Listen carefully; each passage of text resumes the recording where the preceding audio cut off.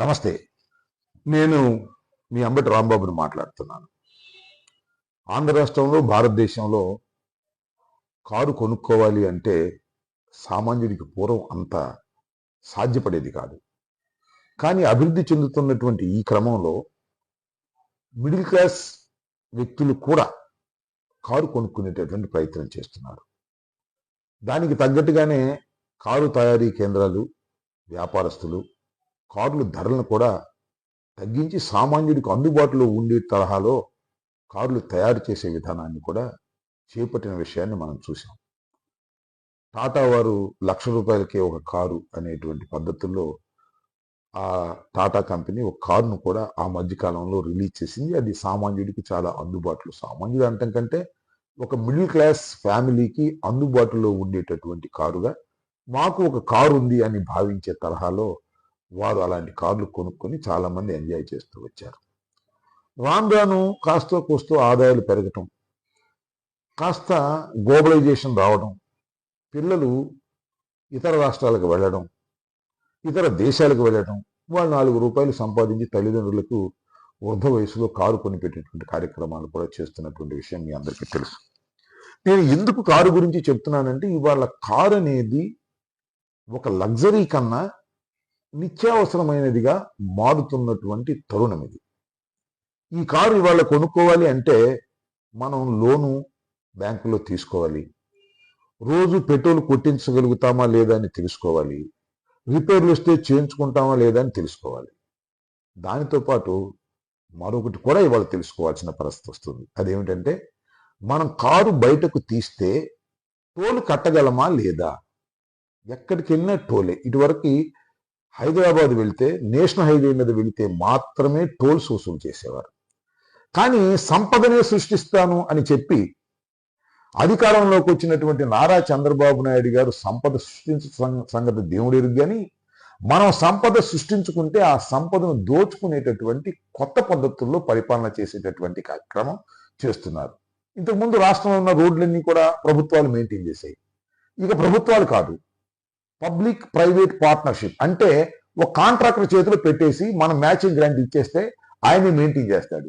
ఆయన మెయింటైన్ చేస్తాడంటే ఊరినే సంఘ సంస్కర్తలాగా మెయింటైన్ చేయడు. కారు కదిలితే టోల్ వేస్తాడు, ఆ టోల్ వసూలు చేస్తాడు, ఆయన సంపాదించుకుంటాడు. ఆ సంపాదించుకున్న దానిలో ప్రభుత్వానికి కొంత కడతాడు, లేదంటే చంద్రబాబు జేబులోకో లోకేష్ జేబులోకో కొంత పెడతాడు. ఇది పద్ధతి. ఈ పబ్లిక్ ప్రైవేట్ పార్ట్నర్షిప్ వల్ల జరిగేటటువంటి ప్రమాదం ఇది. దీనివల్ల ఏం జరుగుతుందంటే, చంద్రబాబు నాయుడు గారికి ఒక సుఖమైన మార్గం వస్తుంది. ఏమిటంటే, అది ఎవరికైనా ఏదైనా కార్యక్రమం చేయలేదు, అరే అబ్బాయి ఈ రోడ్డు ఇచ్చేసాంట్రా, ఈ రోడ్డు తీసుకో, దీన్ని సంపాదించుకోమని చెప్తాడు. వాడేమో మన పీడించి టోల్స్ పెట్టి దాని ద్వారా తను సంపాదించుకుంటాడు. ఆ విధంగా తన పార్టీలో కార్యకర్తల్ని కొందరిని సర్దుకునేటువంటి కార్యక్రమం చేసేటటువంటి విధానంగా కూడా ఇది కనిపిస్తుంది. రాను రాను రోడ్డు మీద ప్రయాణం చేయాలంటే భారం పెరిగేటటువంటి పరిస్థితి వస్తుంది. ఇది సంపద సృష్టించడం చంద్రబాబు నాయుడు గారి దృష్టిలో. మీ దృష్టిలో, మా దృష్టిలో ఏంటిది? మనం సంపద సృష్టించుకుంటే ఆ సంపదను దోచుకునేటటువంటి కార్యక్రమం. ఇలా సంపదను దోచుకునే కార్యక్రమాన్ని నారా చంద్రబాబు నాయుడు గారు ఇవాళ తెర తీయటం చాలా దురదృష్టకరం. మీరు చూశారుగా, ఏది ఫ్రీ ఇసుక, ఫ్రీ ఇసుక వస్తుందా? ఎవరికి రాట్లా ఫ్రీ ఇసుక. చివరికి ఏం జరిగిందంటే, ఈ కృష్ణానదిలోను గోదావరి నదిలోను ఎక్కడైతే ఇసుక లభ్యమవుతుందో అక్కడ అందరినీ ప్రైవేటు కాంట్రాక్టర్లు నించేశాడు. ప్రైవేటు కాంట్రాక్టర్లు అనడం కంటే తెలుగుదేశం నాయకుల్ని, చోటా మోటా నాయకులందరికీ కూడా అది అప్పచెప్పారు. వాళ్ళు తవ్వుతున్నారు, రేట్లు వేస్తున్నారు, వసూలు చేస్తున్నారు, మనకు పంపుతున్నారు, ఉచితంగా మాత్రం రావడం లేదు. వైఎస్ఆర్ కాంగ్రెస్ పార్టీ అధికారంలో ఉన్నప్పుడు ఏ రేట్లు అయితే ఉన్నాయో దానికన్నా ఒక పైసా తక్కువ రాకపోగా ఇంకా దానికన్నా తెచ్చొస్తున్నాయి. ఇది ఉచిత ఇసుక యొక్క పరిస్థితి వాళ్ళ రాష్ట్రంలో. చంద్రబాబు నాయుడు గారిని కూడా మనం అందరం నమ్మాం కదా. మనం అంటే నేను కాదు, మీరు అందరూ నమ్మారు కదా. కొంతమంది, చాలా మంది సంపద సృష్టిస్తాను, ఈ రాష్ట్రాన్ని బాగు చేస్తాను అన్నాడు.